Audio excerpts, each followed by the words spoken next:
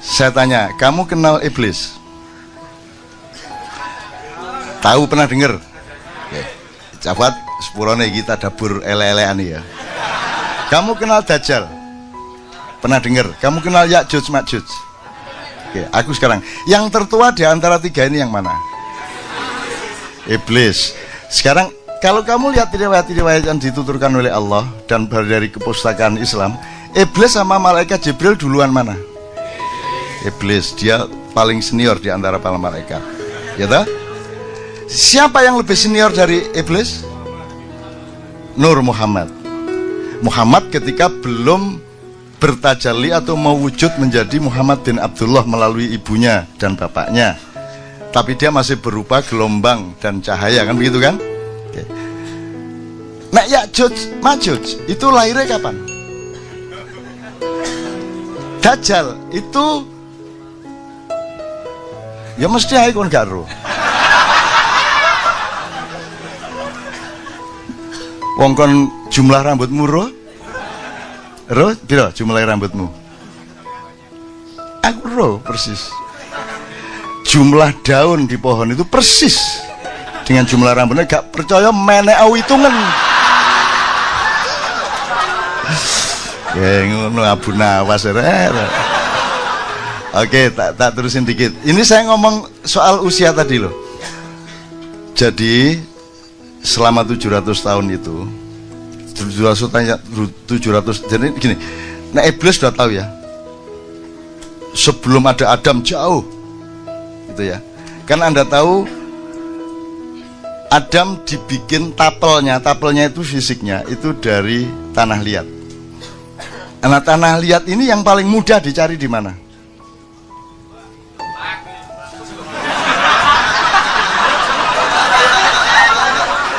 Kayak kita dapur aja.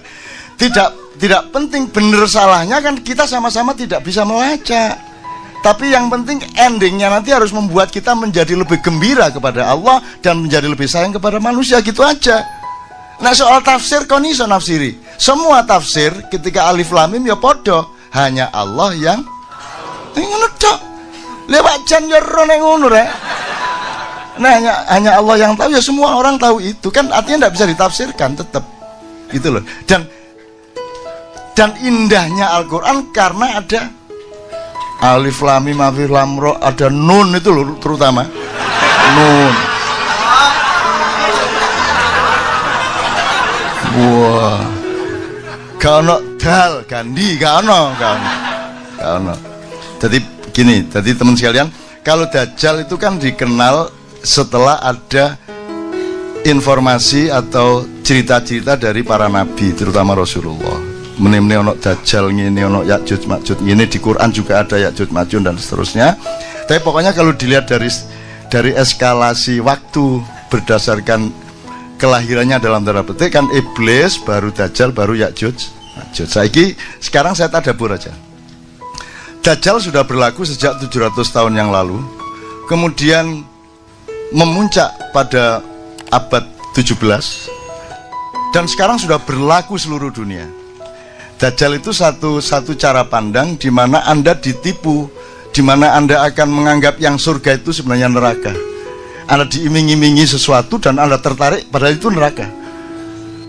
Dan itu sudah terjadi pada kebudayaan, pada filsafat, pada apa saja, betul enggak? Yang Anda cari-cari itu, Allah sendiri mengatakan, aku bikin tampak indah dunia itu bagi orang-orang yang kafir, kan gitu. Itu jadi no arek, gak usah tak terus nah, untuk temannya tak kayak contoh-contoh terus. Jadi Dajjal sudah berlaku sekarang. Semua sistem politik, semua sistem kebudayaan, semua sistem nilai dan kepercayaan sudah Dajjaliyah semua sekarang ini. Jadi semua polisi-polisi itu sebenarnya berdasarkan cara berpikir Dajjal tadi yang membuat manusia terbalik penglihatannya terhadap surga dan neraka. Anda sekarang ini takut nggak sama neraka menurut Anda? Wong Indonesia ini bener takut apa tidak? Nggak takut-takut amat toh. Kan sibuk sama ingin ke surga. Dan yang disebut surga itu pokoknya kan duwe lomah lebih besar, bojo luwe ayu dan akeh, ngono ta sing dibayangno. Jadi aspirasi orang kebanyakan tentang surga itu aspirasi materialisme, gitu ya. Jadi bayanginnya tetap bayang materialistik gitu loh. Tanya seseorang bisa merupakan neraka bagi orang lain. Ada kamu beli motor baru, itu neraka bagi tetanggamu, betul enggak? Betul enggak? Yang satu kawin mengawini cewek, neraka bagi laki-laki yang tidak mencapai cewek itu. Itulah dunia. Di surga tidak. Di surga kata Allah kita terpenuhi semua yang kita inginkan, tapi tidak ada konflik. Bahkan ada ayat mereka berebut gelas, tapi tidak ada pertengkaran dalam perebutan itu, dan seterusnya lah, macam-macam gejala-gejala surga itu. Saya ingin mengatakan ini kepada Anda semua, untuk supaya Anda itu jangan terlalu bingung-bingung amat melihat keadaan ini. Indonesia itu tidak ada, kan tidak ada apa-apa. Dunia tidak ada, ya apa-apa toh mas. Kamu pikir Anda cuma hidup sekali? Bagaimana kalau nanti dihidupkan lagi? Iki tak tekati loh, awas ngonek. Ya Allah, semua jamaah KC tolong hidupkan lagi sesuai dengan ayatmu. Allah mengatakan enggak, bukan itu. Kenapa kamu ingkar kepada Allah, kata dia, padahal dulunya kamu mati, gitu kan kalimatnya, dulunya kamu mati. Kalau dulunya mati, sebelum mati hidup apa enggak? Berarti sekali ya, sekali ya. Dulunya kamu mati berarti kita tarik ke belakang, berarti sebelum mati tadi kan hidup, berarti satu kali hidup, satu kali mati. Padahal dulunya kamu mati, kemudian aku hidupkan lagi, berarti dua kali. Kemudian aku matikan lagi, dua kali hidup, dua kali mati. Kemudian aku hidupkan lagi di surga. Di ayat ini tok aja Anda hidup dua kali, baru di surga. Yang rokok lah nek kono. Tapi dengan catatan rokok yang saya bilang itu omongannya Dajjal, kan gitu. Jadi kalau omongan saya, Anda surga. Bahwa surga keberatan sama Anda butuh tanggung jawabku. Ya ngono ya, sing seger mikir ya rek ya. Oh nek kon gak duwe kesegaran ngono, wis gak enak uripmu ya, sing seger ke.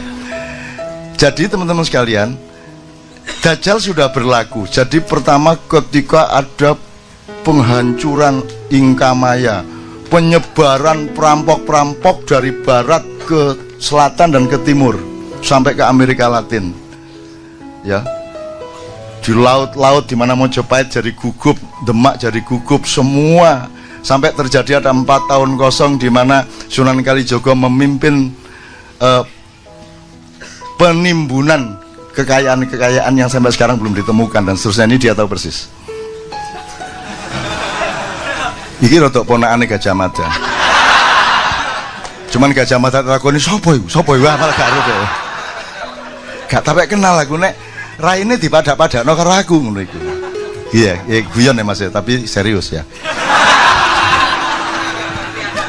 Ada hadiah buat 27 Mei tentang iya, sip, tenang aja, aja kuatir engko tak lamarno nang Gajah Mada. Wong beliau-beliau itu kita cinta kok. Kita ngomong macam-macam cinta kok. Cinta itu kan ukurannya tidak pada epistemologi, ukurannya pada niat. Vibrasi apa namanya? Cintanya itu gitu. Oke. Iki tak persingkat, Rek. Dajjal sudah berlaku. Ya.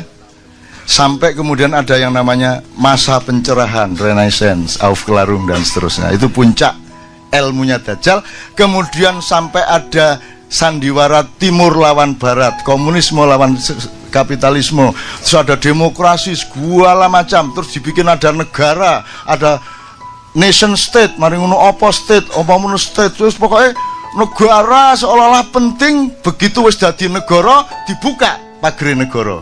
Sekarang MEA masuk semua sini, masuk semua loh, jarit negara. Jadi kita diombang-ambingkan, ya. Dan di puncak suksesnya Dajjal itu secara alam pikiran sudah, intelektual sudah, spiritual pun sudah, kemudian sistem budaya sudah, sistem politik sudah, undang-undang pun undang-undang yang terbalik seperti itu. Nah sekarang adalah era Ya'juj Ma'juj. Kalau Dajjal itu gabungan antara yang barat agak tengah dengan barat sekali, kalau Ya'juj Ma'juj itu dari utara. Nah sekarang yang paling jadi sasaran Ya'juj Ma'juj adalah Indonesia. Ngono ceritanya. Ya'juj Ma'juj itu pokoknya kuning lah. Itu infanteri yang luar biasa. Tapi dia kesini. Tadi ingat tak pertanyaan saya? Di mana Israel disuruh cari tanah liat? Kalau di kisahnya kan Jibril disuruh cari tanah liat. Sampai sini, di sini sudah ada iblis jauh sebelumnya. Di tanah ini. Ini sudah dikuasai iblis. Ini dari berbagai macam wacana. Jadi sebelum Adam datang, di sini sudah dikuasai iblis. Gitu loh. Karena iblis langsung lari, begitu diibliskan karena la yasjud itu tidak tahu sujud, dia langsung diusir ke sini. Jadi ketika Jibril mau ambil tanah liat, dihalangi sama iblis, Jibril lari. Mikael lari, terus Israfil lari, tinggal Israel. Israel memakai ilmunya iblis. Itu iblis itu pinter. Ini sebelum Israel ya, sebelum Israel tak terus. Iblis itu dia ingin melaksanakan ayat Allah bahwa Allah itu menciptakan khalifah di bumi, betul enggak? Iki gimana kok ditaruh di surga ya Adam ya apa? Di bumi fil ate. Ini jailun fil ardi khalifah. Lah kok ditaruh di surga? Salah ini, tidak taat sama Allah. Akhirnya iblis berusaha. Bagaimana caranya memindah Adam dari surga ke bumi? Bener nggak yang dilakukan? Ah, ya lumayan. Ya, jangan aja pecah dasar. Nah, cara dia masuk surga itu gini, surga itu dijaga oleh seekor naga yang sangat besar. Kepalanya di depan pintu surga, badannya di dalam surga. Nah, caranya iblis masuk surga itu dia nunggu menguap si naga ini.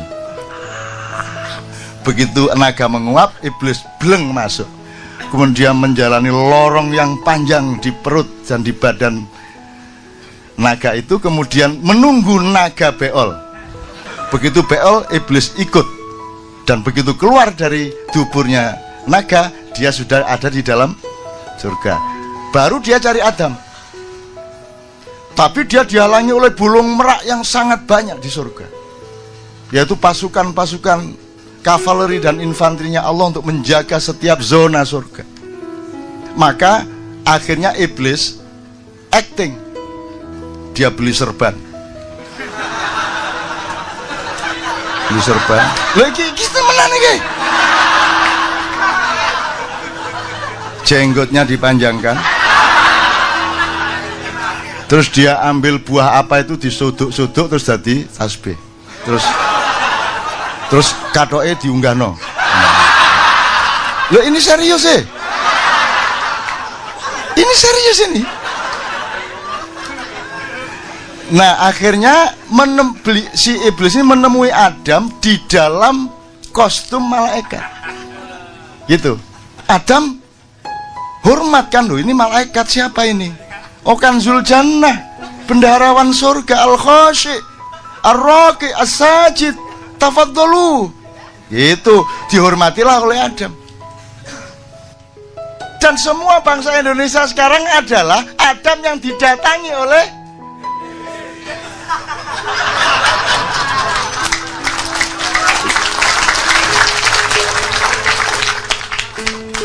saya gondrong ini kan ada pahalanya. Bapak yang mau cak cek diuring-uring aku. Karena gini loh, saya tuh didatangi orang, beberapa orang dan berkali-kali. Sopo kon? Kulo diutus Nabi Ibrahim, Cak. Besoknya lagi, sopo kon? Kulo utusannya Nabi Musa. Terus datang lagi, kulo niku utusannya Kanjeng Nabi Muhammad SAW. Kok aku dengaran ngutus wong nang aku ngono. Mboten, Cak. Kanjeng Nabi niku ngersulo. Ngapa kok ngersulo? Ngersulo itu hatinya nelongso gitu loh. Apa kok Kanjeng Nabi ngersulo? Lah iya, oleh iki orang-orang Islam sekarang itu ittiba Rasul, mengikuti sunnah Rasul kok mek jenggote tok. mbok rambutnya ya ditiru ngono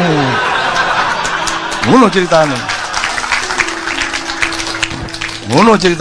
Oh iya ya bener ya. Wah iya kok kabeh nabi gondrong dari Adam. Masuk Adam nang perapatan jalan nang salon ngawur ae ya toh. Apalagi Nabi Nuh ndak sempat ngurusi rambut. Dia bikin bahtera begitu besar untuk 1000 pasang binatang dengan sekian ratus umat Islam. Jadi itu harus teknologi sangat tinggi.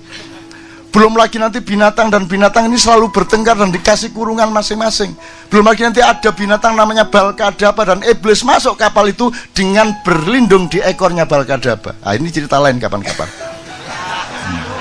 Disitulah lahirnya tikus, lahirnya babi. Itu. Ketika itu lahirnya. Itu. Kon buktekno gak iso, mbantah ya gak iso. Kapok kan ya.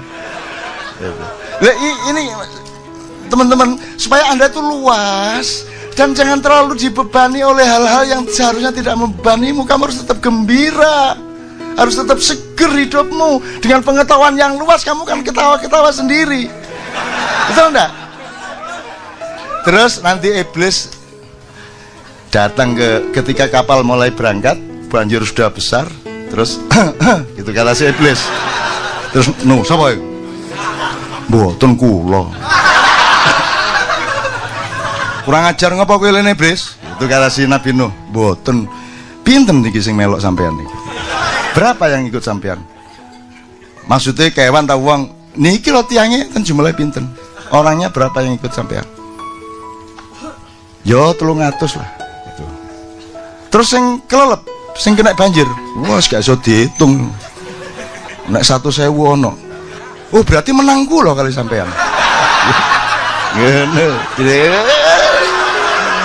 Iblis carane ngenyek ngono. Jadi sing melok sampean mek 300, sing melok aku 100.000. Lho, tahu kan krungu cerita ngono? Gak tahu wong aku ngarang dhewe.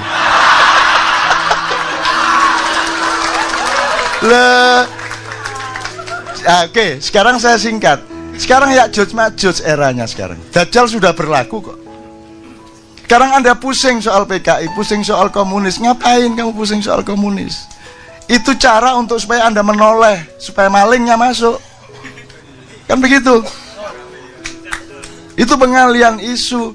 Anda tahu Cina itu komunis apa tidak? Cina itu pernah dihapusi iblis di depan pintu surga, betul enggak?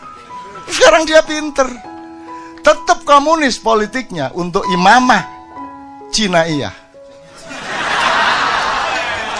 Sekarang pelajari ekonomi dunia.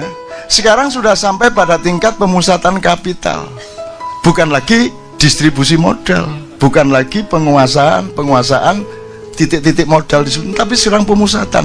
Jadi sudah jelas kekuatan modalnya sekarang mainnya zona teritorial, reklamasi seluruh pantai utara Pulau Jawa. Sudah jelas zona naganya, kan begitu kan? Nah, tutup di kemarin. Ya, kan dia pernah jadi. Sekarang yang kuat di tengah kayak begini ini, pemusatan modal ini, Amerika udah tidak kuat. Kuba udah dilepas embargonya, Afrika udah lemah, nggak bisa apa-apa. Karena doanya juga tidak jelas. Obama, Atina, Vidunia, nggak jelas. Digawe meneh, sesat gue ya. Oke. Sekarang yang kuat cuma 2 teman-teman sekalian, cuma 2, hanya RRC sama Iran. Karena apa? Karena ada kekuatan vertikal yang solid. Cina sangat solid dari atas ke bawah, Iran sangat solid dari atas ke bawah. Amerika tidak bisa ngapa-ngapain sama Iran, Israel tidak bisa ngapa-ngapain sama Iran. Makanya Ya'juj Ma'juj mengisukan anti Syiah supaya nanti yang dibenci adalah Iran, karena Iran ini pesaing utamanya. Ini politik penjaga surga. Makanya Anda disuruh benci ini, benci lah. Di sini benci gak kok berdua ya gak ono benci ya ya toh. Seminggu lagi kita bisa bayar utang apa tidak, ndak ada masuk kok berbenci-benci ya. Wes, aku kepingin ngomong terakhir ingin kira soal tadi kan asalnya tafsir, tadabbur segala macam, jangan sampai bertengkar. Indonesia juga tetap jangan terus ditinggal. Indonesia tuh kekasihmu, kamu harus tolongin dia kalau bisa kan gitu. Syukur dia minta tolong, kalau dia tidak minta tolong nanti kita tolong kan GR kan gitu. Kita tak tolong ya. Lah siapa sih ya tolong gitu ya. Lu dewe sampean. Saya tidak ada masalah kok. Enak Indonesia ngomong lu piye kowe? Tuas olehmu ngene. Indonesia sendiri tidak merasa ada masalah apa-apa kok, gitu loh. Nah, sekarang Ya'juj Ma'juj itu sasaran utamanya adalah tempat di mana Israel mendapatkan tanah liat, dan disinilah pusat iblis. Aku tanya lagi, lebih tua mana, iblis, Dajjal, atau Ya'juj Ma'juj? Iblis. Ini anak baru sekarang menyerbu tempat mbahnya. Karena iki nggone iblis, nggone iblis iki, hati-hati kamu hitung lagi. Ini tempatnya iblis, pulau ini dikuasai sejak dulu. Semara bumi sudah saya bikin drama tikungan iblis 5 tahun yang lalu. Ini tempatnya iblis, kamu salah sasaran. Kamu pikir ini santri-santri, enggak, dilungkas ngene.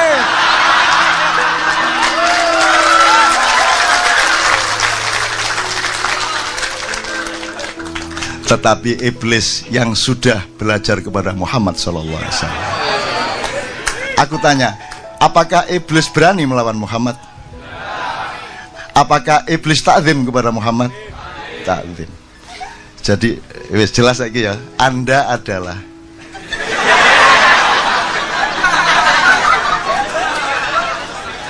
turunan iblis campur Adam yang sudah gondelan kelambine Kanjeng Nabi. Jadi iblismu kamu kendalikan, betul enggak, selama ini.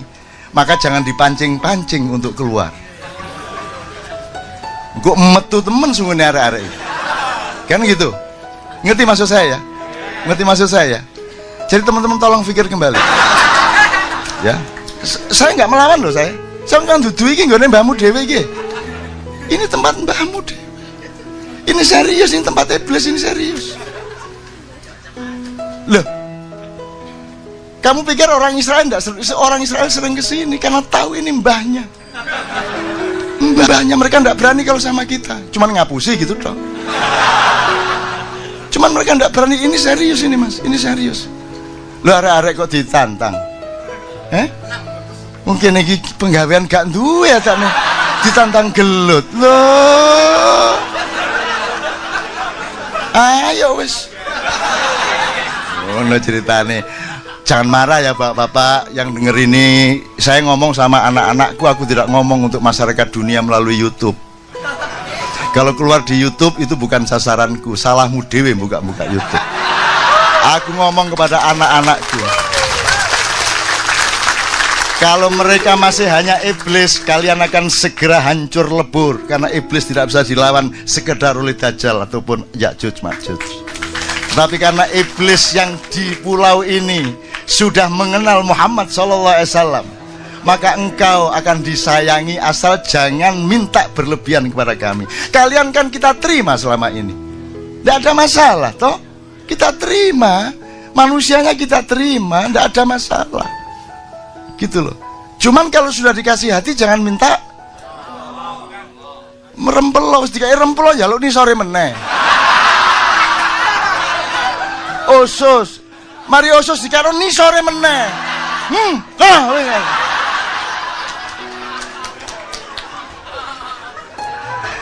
Mudah-mudahan teman-teman sekalian ini cara kita. Ayo kita baik-baik ke depan.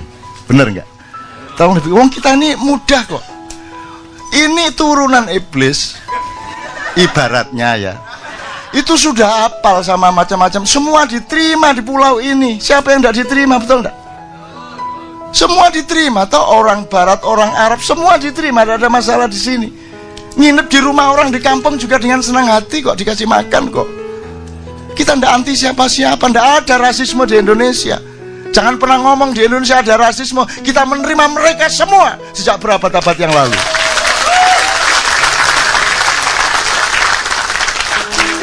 Cuman aja kok pek kabeh rek. Wingi kos mari ngono kok tuku nggone kos iki. Mari ngono sak omahe kok tuku. Mari ngono aku dadi pembantu rumah tangga iki wis nek ngene carane iki. Dadi sutek iki nek ngene carane. Asu pekati Cino. Kita ndak anti loh mas. Kita ndak anti loh ya. Tolong ingat, kita ndak anti siapa-siapa. Kita terima semuanya. Terakhir sekali, jin pun kita terima. Dan sekarang saya akan mengajarkan kepada Anda, tolong jangan benci jin. Tadi saya tanya Cak Fuad itu di Ar-Rahman itu, kenapa kok Fabi ayyala irobikuma? Tadi Ali ingat, kita di mobil bilang, Ali mengatakan mungkin suami istri, enggak ada kemungkinan jin dan manusia gitu kan. Terus Cak Fuad melegitimasi, itu maksudnya jin dan manusia. Seluruh surat Ar-Rahman itu untuk jin dan manusia. Jadi kita sama jin, dengan jin itu kompak. Kenapa kalau ada jin merasuki atau siapa merasuki kamu tuduh itu jin, terus kamu keluar. Nanti aku bacakan mantranya Nabi Sulaiman. Itu kejem banget karo jin. Kejem banget. Asal dikit-dikit ada bahkan di syuting tuh. Menangkap jin. Wah. Kamu kok kejem amat sih sama sesama makhluk Allah. Akhirnya datanglah utusan masyarakat jin ke Kadipiro. Cak, tolong bilang sama manusia, itu yang nakal jin itu cuman ada 0,01%. Bayangin kalau yang nakal itu 5% aja dari jin, yang jumlahnya beratus-ratus kali lipat dari bangsa Indonesia. Kalau mereka nakal, setiap sidang kabinet kesurupan kabeh. Bener gak? Setiap orang Jumatan khotibnya kesurupan. Setiap sekolahan di kelas gurunya kesurupan.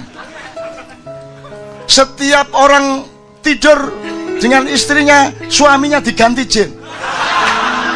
Dan mereka mampu melakukan itu semua. Ayo awas engko. Mas iki sampean temen tok.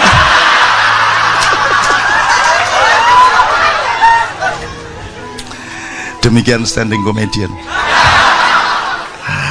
Jadi mas, ojo terlalu cemas. Ayo kita pahami seluas-luasnya ya, supaya Anda tetap bergembira dan Anda tidak membenci orang yang menyakiti Anda. Karena Rasulullah tadi mengatakan, Cak Fuad dulu pernah menjelaskan, kalau orang Yahudi itu kalau dipukul dia membalas. Bahkan itu menjadi hukum. Kalau orang Nasrani sangat arif, dipukul pipi kanan, pak, amang ngomong. Kalau Islam, kata Cak Fuad di Padang Bulan, Islam sangat rasional di tengah-tengah. Itu namanya ummatan wasaton. Kamu punya hak membalas, tetapi kalau kamu memaafkan, itu lebih mulia di hadapan Allah Subhanahu wa Ta'ala. Lah, itu gitu. Dan itu yang saya tawarkan di Kendiri Cinta. Kita tidak menjadi golongan, kita tidak akan bikin golongan independen untuk mencalonkan gubernur. Enggak. Kita melepas Anda semua. Anda jangan percaya sama saya, Anda jangan percaya sama Cak Fuad, sama siapapun. Percaya kepada Tuhan, kepada Muhammad, dan kepada yang benar. Saya tidak ada, Anda ada masalah. Cak Fuad tidak ada masalah. Gitu loh. Jadi jangan menjadi kultus. Maka tadabbur jimaiyah ini tidak menghasilkan madhab. Ya toh? Madhabnya macam-macam, tidak ada masalah. Kemarin itu ada siaran yang ngimami tarawih yang ini gitu. Bismillahirrahmanirrahim.